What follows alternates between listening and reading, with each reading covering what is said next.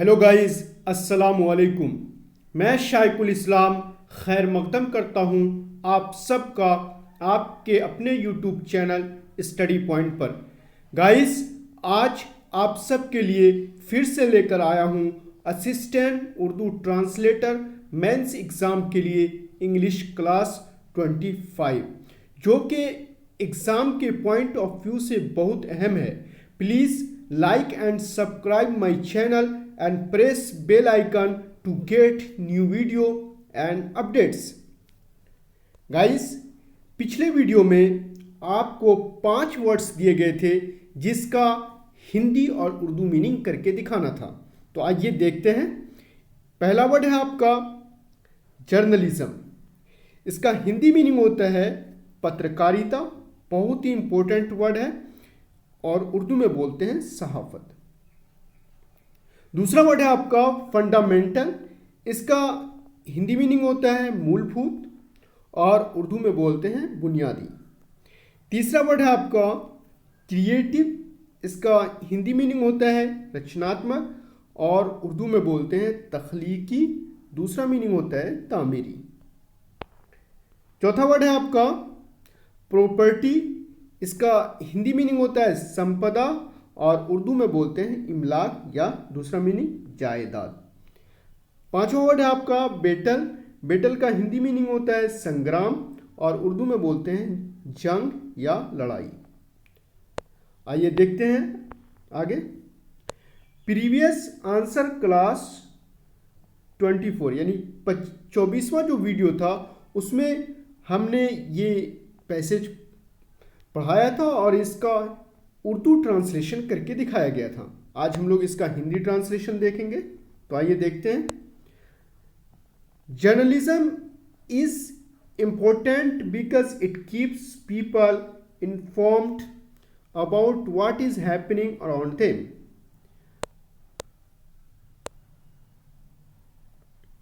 आइए देखते हैं इसका हिंदी ट्रांसलेशन कि पत्रकारिता महत्वपूर्ण है। पत्रकारिता महत्वपूर्ण है। तो पत्रकारिता महत्वपूर्ण है गाइस, इसका मीनिंग होता है जर्नलिज्म मीन्स पत्रकारिता, इज मीन्स है और इम्पोर्टेंट मीन्स महत्वपूर्ण। पत्रकारिता महत्वपूर्ण है बिकॉज क्योंकि इट कीप्स पीपल, यह लोगों को informed about what is happening around them, ये लोगों को उनके आसपास जो अराउंड देम उनके आसपास क्या हो रहा है यानी व्हाट इज हैपनिंग, क्या हो रहा है इसके बारे में सूचित करती रहती है। यानी इन्फॉर्म्ड मीन्स सूचित और कीप्स मीन्स करती रहती है। तो फिर से देख लेते हैं। पत्रकारिता महत्वपूर्ण है क्योंकि यह लोगों को उनके आसपास क्या हो रहा है इसके बारे में सूचित करती रहती है। आगे देख लेते हैं guys. India is a large nation which boasts of many cultures, ideas and histories. आगे देख लेते हैं कि भारत एक बड़ा राष्ट्र है। तो नेशन का उर्दू मीनिंग हम लोगों ने किया था कौम, तो यहाँ हिंदी मीनिंग होगा राष्ट्र। भारत एक बड़ा राष्ट्र है जो कई संस्कृतियों मीनिंग किसका होगा कल्चर्स मीन्स संस्कृतियों और कई जो मीनिंग होगा वो मेनी का मतलब कई संस्कृतियों, विचारों में आइडियाज मतलब विचारों एंड हिस्ट्रीज मतलब और इतिहास का दावा करता है जो मीनिंग होगा बोर्ड्स का विच और यानी कि बोर्ड्स का मतलब दावा करता है। तो भारत एक बड़ा राष्ट्र है जो कई संस्कृतियों, विचारों और इतिहास का दावा करता है। आगे देख लेते guys. This is where the role of news channels, journalists and journalism gains relevance. यही से समाचार चैनलों, पत्रकारों और पत्रकारिता को भूमिका प्रासंगिक हो जाती है। पत्रकारिता की भूमिका मतलब रोल जो मीनिंग होगा उसका मतलब होगा रोल। यहाँ पे रोल है, रोल मतलब भूमिका और उर्दू में बोलते हैं भूमिका को किरदार। तो पत्रकारिता की भूमिका प्रासंगिक मीनिंग होगा रिविलेंस का और उर्दू में बोलेंगे मुताबिकत, प्रासंगिक हो जाती है। आगे देखते हैं guys. Most important 5 words with Hindi and Urdu meaning. पहला वर्ड है आपका एक्टिविटी, इसका हिंदी मीनिंग होता है सक्रियता और उर्दू में बोलते हैं फ़आलियत और या सरगर्मी। दूसरा वर्ड है आपका इंस्पेक्शन, इंस्पेक्शन का मीनिंग होता है हिंदी में अवलोकन और उर्दू में बोलते हैं मुआयना, जांच। तीसरा वर्ड है आपका एग्जीक्यूटिव, एग्जीक्यूटिव का जो मीनिंग होता है वो होता है कार्यकारिणी और उर्दू में बोलते हैं आमिला। चौथा वर्ड है आपका प्रीचर, प्रीचर का मतलब होता है उपदेशक और उर्दू में बोलते हैं नासिह या वाइस, यानी जो तकरीर वगैरह करने वाले होते हैं उसको प्रीचर बोलते हैं, या जो दीन का पैगाम या किसी तरह भी मजहबी पैगाम को पहुंचाने वाले को प्रीचर बोलते हैं, यानी उपदेशक और नासिह या वाज़े। पांचवा वर्ड है बहुत ही इंपॉर्टेंट है और हर जगह यूज होता है, पांचवा वर्ड वेलफेयर है, इसका हिंदी मीनिंग होता है कल्याण और उर्दू में बोलते हैं फलाह। बहुत ही इंपॉर्टेंट वर्ड है। होमवर्क देख लेते हैं गाइस। होमवर्क के तौर पे आपको 5 वर्ड्स दिए जा रहे हैं जिसका आपको हिंदी और उर्दू मीनिंग करके दिखाना है। पहला वर्ड है आपका फॉर्मेलिटी, दूसरा वर्ड है आपका रूरल, तीसरा वर्ड है आपका पब्लिक ओपिनियन, चौथा वर्ड है आपका पैट्रोटिज्म, पांचवा वर्ड है आपका पैट्रोटिज्म या डिसेबिलिटी। तो आगे देख लेते हैं guys. Use of this, that, these and those. पिछले वीडियो में हम लोगों ने यूज ऑफ शेल भी और विल भी पढ़ा था। आज हम लोग दिस, डैट, दीज और दोस का यूज पढ़ेंगे कि हम कैसे इसका इस्तेमाल करेंगे, यानी इसका प्रयोग कैसे करेंगे, और अगर ये ट्रांसलेशन में दिस, डैट और दीज और दोज आ जाए तो उसका मीनिंग हम कैसे करेंगे, इसी बात को समझने के लिए ये पढ़ाया जाता है। तो पहले देख लेते हैं कि दिस का मीनिंग ये होता है और डैट का मीनिंग वो होता है। आपको पता ही है कि दिस करीब के लिए बोला जाता है और डैट दूर के लिए, और एक वचन यानी ये दोनों जो बोला जाता है एक वचन यानी सिंगुलर, और उर्दू में बोलते हैं सिंगुलर को वाहिद, यानी वाहिद के लिए दिस और डैट का इस्तेमाल करते हैं। आगे देख लेते हैं दीज और एंड दोस। तो दीज, ये दीज मीन्स ये सब, और दोस मीन्स वो, वे या वे सब, और ये बहुवचन है यानी प्लूरल है, और प्लूरल को उर्दू में बोलते हैं क्या, जमा बोलते हैं। तो ये दीज जो है ये दिस का प्लूरल है और दोस जो है ये डैट का प्लूरल है, और दिस मीन्स ये, और दीज मीन्स ये सब, और डैट मीन्स वो, और दोस मीन्स वे या वे सब। अब 2 रूल देख लेते हैं क्या क्या वो कहा गया है कि दिस, डैट, दीज और दोस डेमोन्स्ट्रेटिव प्रोनाउन है। डेमोन्स्ट्रेटिव प्रोनाउन एडजेक्टिव है। दिस और दीज से निकटता और डैट और दोस से दूरी का बोध होता है। तो सबसे पहले तो ये जान लेते हैं कि दिस, डैट, दीज और दोज ये डेमोन्स्ट्रेटिव प्रोनाउन यानी प्रोनाउन के तौर पे, यानी सर्वनाम के तौर पे इस्तेमाल होता है, यानी ज़मीर के तौर पे।